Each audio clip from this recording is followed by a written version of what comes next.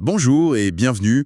Aujourd'hui, on va parler d'un sujet qu'on connaît tous, de près ou de loin, la négociation. Oui, un sujet essentiel. Voilà, on doit tous à un moment défendre nos intérêts, trouver un accord, et il y a souvent cette question qui revient, est-ce qu'il faut être agressif pour gagner, pour s'imposer? C'est une image assez tenace, c'est vrai. Le négociateur un peu requin. Exactement. Mais justement, les notes qu'on va regarder ensemble aujourd'hui, elles viennent d'un texte qui s'appelle «L'art de la négociation, ne sois pas agressif». Et ça propose une vision complètement différente. Tout à fait. Bon, décortiquons un peu tout ça. Oui, parce que cette source, elle va vraiment à contre-courant de l'idée reçue. Elle nous dit que l'efficacité en négociation, c'est pas l'intimidation, c'est plus subtil. Plus subtil. Voilà. Et donc, notre but aujourd'hui, c'est de comprendre pourquoi. Pourquoi ce conseil ne soit pas agressif, en quoi c'est plus productif et quelles sont les alternatives concrètes d'après ce texte. D'accord. Alors le premier truc qui frappe, c'est ce titre, hein. Ne sois pas agressif. C'est direct. Oui, ça pose les choses clairement. Ça va complètement à l'encontre de l'image du négociateur qui hausse le ton ou montre les dents, comme le dit le texte. On s'imagine qu'il faut un peu marquer son territoire, peut-être même déstabiliser l'autre. Mhm. Alors, qu'est-ce que la source nous dit sur les effets réels de cette approche, disons, frontale? Eh bien, la source est assez claire sur les dangers. Le premier point, c'est que l'agressivité visible, ça peut faire peur. Faire peur, ok. C'est vraiment pas bon pour collaborer. Quand quelqu'un se sent menacé, son cerveau passe en mode survie, quoi. Le fameux cerveau reptilien. C'est un peu ça. Les fonctions pour réfléchir calmement, trouver des solutions créatives, elles sont mises de côté. L'autre n'est plus là pour chercher un accord, il est là pour se défendre ou pour fuir. Donc, au lieu d'ouvrir le dialogue, on le claque direct. C'est ça? Et si le but c'est de trouver un accord qui convienne à tout le monde. C'est complètement contre-productif. Exactement. Et cette réaction de défense, c'est pas juste la peur. Le texte pointe un deuxième risque. Ça peut pousser l'autre à se fermer. Se fermer, c'est-à-dire? Ça peut être plusieurs choses. L'autre arrête d'écouter vraiment, il campe sur ses positions, il n'envisage plus de faire de concessions. Ou alors, il peut devenir passif-agressif. Dire oui du bout des lèvres, mais penser non. Et là, la confiance, elle est morte. L'accord, même s'il y en a un, il tiendra pas. On le voit dans le non-verbal, j'imagine. Les bras croisés, le regard qui fuit. Oui, tout à fait. Le dialogue constructif devient juste impossible. On bâtit un mur, quoi. Et j'imagine aussi que cette agressivité, elle peut revenir en pleine figure. Si on attaque, l'autre risque de... De répliquer, c'est le troisième gros risque. Ça peut déclencher une réaction encore plus agressive. L'escalade. C'est exactement ça, le phénomène bien connu de l'escalade. Un mot dur en appelle un autre, le ton monte, on sort des reproches, on finit par s'attaquer personnellement. Et on oublie pourquoi on était là au départ. Complètement. Ce qui est fascinant ici, c'est cette dynamique qui s'auto-alimente, quoi. L'agressivité de l'un nourrit celle de l'autre. On passe d'une négociation possible à un affrontement qui ne mène à rien, voire qui détruit la relation. C'est clair. La posture de départ peut vraiment plomber tout le processus. Peur, fermeture, escalade. C'est pas très positif comme bilan pour l'agressivité selon cette source. Non, clairement pas. Mais alors, l'alternative, c'est quoi? Si on n'est pas agressif, ça veut dire qu'on est passif, qu'on dit oui à tout pour éviter les vagues? J'imagine que le texte en parle. Ah oui, et c'est une nuance super importante. Le texte insiste bien. Cela ne veut pas dire se laisser faire. D'accord, donc pas de paillasson. Exactement. Rejeter l'agressivité, c'est pas du tout être faible ou soumis. Au contraire, la source propose une autre voie, une force différente qui repose sur trois choses. Ferme, clair et respectueux. Ferme, clair et respectueux. Ok, décortiquons ça. Ferme, ça veut dire quoi ici, si ce n'est pas agressif? La fermeté, comme c'est présenté là, c'est tenir sa ligne sur ce qui est vraiment important pour nous. Défendre ses intérêts, ses limites, ce sur quoi on ne peut pas céder, mais sans pression, sans intimidation. Mhm. C'est pas être têtu pour être têtu, c'est une conviction calme, argumentée.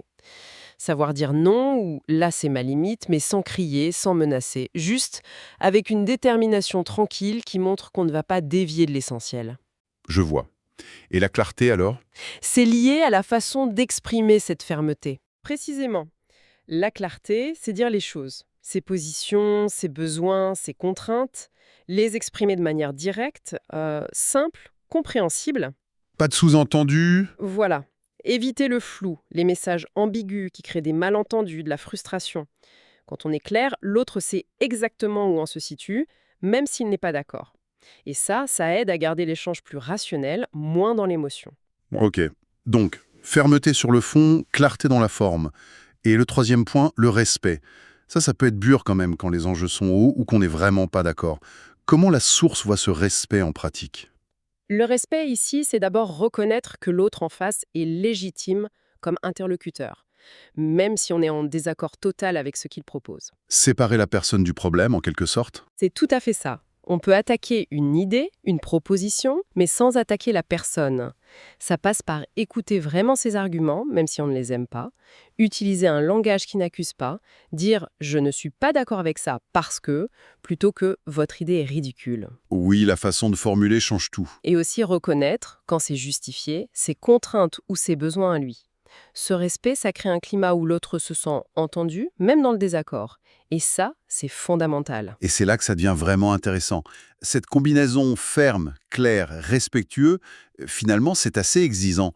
Ça demande plus de contrôle sur soi que de péter un câble ou d'essayer d'intimider, non? Ah oui, clairement. Le texte insiste d'ailleurs sur l'importance de garder son calme et son assurance. Pourquoi ce calme, cette assurance, c'est si important? Parce que c'est ça qui va créer l'ambiance nécessaire à une bonne négociation. Le calme, ça désamorce. C'est plus dur de rester agressif face à quelqu'un qui est calme, posé. Ça montre une maîtrise et ça invite l'autre à faire pareil. Hmm. Et l'assurance, attention, c'est pas de l'arrogance. C'est montrer tranquillement qu'on est préparé, qu'on croit en la légitimité de ce qu'on demande, mais sans écraser l'autre. Et c'est ce mélange, d'après la source, qui augmente tes chances de créer un dialogue ouvert et constructif. Un dialogue ouvert et constructif. Qu'est-ce que ça veut dire concrètement, ça, dans une négo, au-delà du fait qu'on ne se crie pas dessus? Un dialogue ouvert et constructif qui naît de ce calme et de ce respect, c'est un échange où les deux peuvent se sentir assez en sécurité pour dire les vraies choses, pas juste les positions de façade, partager les intérêts réels, les soucis, les contraintes cachées. Ah oui, aller derrière les revendications initiales. C'est ça. Et c'est là qu'on peut trouver des points communs qu'on n'avait pas vus, trouver des solutions nouvelles qui répondent aux besoins des deux, pas juste se battre pour savoir qui aura la plus grosse part du gâteau. D'accord. L'agressivité, elle bloque ça. Toute l'énergie passe dans la défense de sa position. Alors que le calme et le respect, ça ouvre la porte à une vraie résolution de problèmes, ensemble. On passe d'une logique d'affrontement à une logique de co-construction, même si au départ on n'est pas d'accord. Ça demande d'écouter activement, j'imagine. Tout à fait. Difficile d'écouter quand on prépare sa prochaine réplique cinglante. C'est sûr. Si on replace ça dans une perspective plus large, c'est exactement le point. Ce climat de sécurité psychologique créé par le calme, l'assurance, le respect, c'est la condition indispensable pour l'écoute active. Hmm. Hmm. Quand on n'a pas peur d'être attaqué, jugé, on peut se permettre d'essayer de comprendre réellement l'autre, ses motivations, ses priorités. Comprendre, ça ne veut pas dire être d'accord, hein, mais c'est essentiel pour trouver où sont les marges de manœuvre. Qu'est-ce qui est vraiment crucial pour l'autre encore ? Sans cette écoute, permise par une attitude non agressive, on est dans un dialogue de sourds. Le calme et l'assurance construisent la confiance minimale pour que cette écoute puisse avoir lieu. C'est ça. Oui, on peut le dire comme ça. Tout ça, les risques de l'agressivité, l'alternative ferme mais respectueuse, le pouvoir du calme, ça nous mène à une phrase clé du texte, peut-être la plus forte. L'art de la négociation, c'est comprendre que ton attitude influence autant le résultat que tes arguments. Attendez, l'attitude, la façon de faire, ça pèserait autant que le fond, que nos arguments, nos chiffres. C'est une affirmation puissante, oui. Et ça bouscule un peu notre tendance à tout miser sur le rationnel pur. Complètement, on passe tellement de temps à préparer le contenu. Oui, mais la source nous rappelle qu'on est des humains qui interagissent, pas juste des ordinateurs qui échangent des données. L'attitude, ça colore la perception de tout ce qu'on dit. C'est vrai? Des arguments en béton peuvent être balayés s'ils sont dits avec mépris, parce que l'autre se braque émotionnellement avant même d'analyser le truc. Mhm. Et inversement, une demande difficile, mais présentée calmement, avec respect, avec une explication claire, elle a plus de chances d'être au moins considérée. L'attitude, c'est comme le filtre à travers lequel les arguments passent. Donc, Le comment on dit les choses est inséparable du quoi on dit. Ça veut dire qu'une bonne prépa de négo, ça inclut une réflexion sur sa propre posture, sur comment gérer ses émotions, pas juste lister ses points. Absolument. Préparer sa négo dans cette logique, c'est aussi anticiper les moments chauds, réfléchir à comment on va réagir justement de manière ferme mais respectueuse. D'accord. Comment je vais dire non sans attaquer, comment je reste calme si l'autre s'énerve, c'est quoi mes propres boutons rouges et comment je les gère.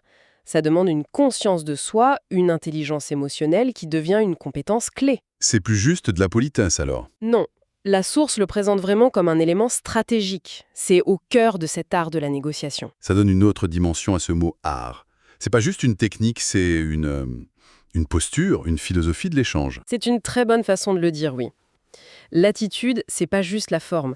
C'est lié au fond parce que ça détermine la qualité de l'échange et donc la possibilité de trouver des solutions bonnes pour tout le monde. Pour reprendre une image à pied, l'agressivité, ça construit un mur direct. L'accès à l'autre devient difficile, voire impossible. La fermeté respectueuse, elle, essaye de construire un pont. Même s'il y a un fossé de désaccord. Un pont fait de calme, de clarté, de respect, pour que le dialogue puisse passer. Bon, alors, qu'est-ce que tout cela signifie si on devait résumer l'essentiel de ce que cette source nous dit sur l'art de la négociation? L'enseignement principal, je crois, c'est un changement de regard sur ce qu'est la force. La vraie puissance en négociation, d'après ce texte, c'est pas de dominer ou d'intimider. C'est la maîtrise de soi. La maîtrise de soi. Oui.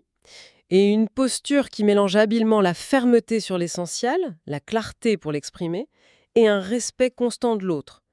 C'est cette attitude calme, assurée, mais ouverte, qui permet le dialogue constructif et qui maximise les chances d'arriver à des accords solides. Donc l'agressivité, c'est une tactique de courte vue souvent perdante. C'est ça. Alors que la fermeté respectueuse, c'est une stratégie, plus exigeante peut-être, mais plus efficace sur le long terme. Une approche qui demande une force intérieure plutôt qu'une démonstration de force extérieure. C'est intéressant comme perspective. Le texte se termine apparemment par une question. Et toi, qu'en penses-tu? C'est une invitation à réfléchir, j'imagine. Oui, je le vois comme ça aussi. C'est moins une question directe qu'une incitation à se regarder un peu soi-même. Comment on réagit, nous, dans ces situations de désaccord, de négociation, que ce soit au travail ou à la maison d'ailleurs. Est-ce que je cherche à comprendre l'autre ou juste à imposer mon truc? Est-ce que je confonds être ferme et être agressif? Est-ce que je suis capable de rester respectueux même quand ça chauffe? C'est vrai que ça soulève des questions importantes sur nos propres réflexes. Oui, et sur notre marge de progression dans cet art de l'interaction constructive, comme on disait. Cette introspection est précieuse. Et ça m'amène à une dernière réflexion, un peu pour élargir. Si ce principe que la fermeté respectueuse est plus forte que l'agressivité est si vrai en négociation, où le but est quand même souvent de signer quelque chose. Comment ça pourrait s'appliquer ailleurs, dans d'autres types d'échanges? Exactement. Je pense aux débats d'idées parfois vifs, aux désaccords dans une équipe, aux discussions difficiles en famille. Aux conflits dans le voisinage? Voilà. Est-ce que consciemment, adopter cette posture, défendre ses idées clairement, fermement, mais toujours avec respect, en écoutant, en restant calme, est-ce que ça pourrait pas désamorcer des tensions? Réduire la polarisation? Favoriser, peut-être pas un accord, mais au moins qu'on se comprenne mieux. C'est une excellente question. Pour élargir, le principe de fond derrière tout ça, c'est la gestion constructive du désaccord. Si on transposait cette approche, Oui. si on remplaçait systématiquement la dynamique attaque-défense par une dynamique affirmation, écoute, respectueuse, oui, ça pourrait sans doute transformer beaucoup d'interactions conflictuelles. Ça ne résoudrait pas tout, bien sûr. Non, bien sûr. Mais ça pourrait créer un espace plus sain pour aborder les différends. Que ce soit au travail, dans la vie perso, ou même au niveau civique. Une piste de réflexion qui va bien au-delà de la négociation pure et dure, c'est certain. Une posture qui pourrait potentiellement rayonner bien au-delà de la table de négociation. Voilà qui nous laisse de quoi réfléchir.